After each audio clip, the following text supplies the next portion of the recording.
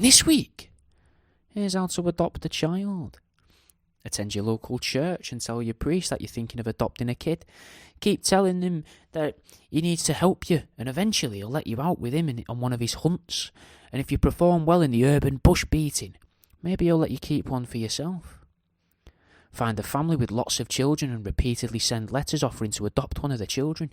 You can increase your chances of success by getting in touch with lots of homes each week.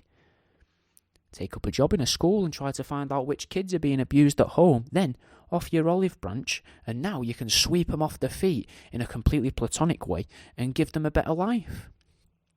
Shower your siblings' children with gifts and keep taking them on days out whilst you're in school hours. Though you want to be taking your sibling on days out as well. That become increasingly dangerous. Before you know it, your sister's dead, you lose a nephew and gain a son. Only get into relationships with single parents. Rush into things, get engaged, get married. Shower the children with the love language that they need, and then discuss adopting them properly through paperwork. And before you know it, after a few years, you could have at least a whole Pokemon team's worth of children under your belt. Always be the joker at parties, especially if you're looking to get someone to be your partner and they have children.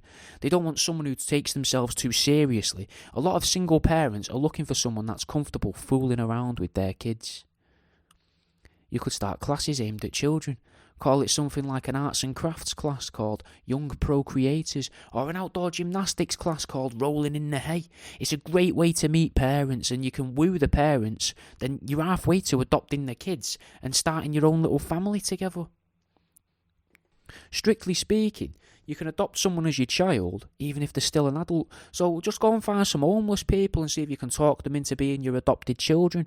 Maybe in return for them getting somewhere to sleep that's safe. They might question what you're getting out of this, but, you just be good at your sales patter, sell yourself to them. Plus, you get someone to love and feel like they owe you their life. A lot like how a parent must feel with their own biological children. If you're a grandparent and it makes you feel old and unwanted, then start reporting your children to the social services and police, and then maybe they'll take you seriously as you're the grandparent making the complaint, and maybe you can have your grandchildren, and that means everyone else around is going to look at the children that you've adopted and see them as your children, keeping you young in the eyes of all your neighbours. Go and befriend some young people in hospices. Not so young that they are children, that'd be weird, but young enough that they might be about to leave a young child and a widow. This means they'll be looking for someone they can trust to maybe help out in their life, and you already have a foot in the door and can maybe become the adoptive, supportive parent of your dead acquaintance's kid after their passing. And that's the end of this week's Here's How. I hope that was informative.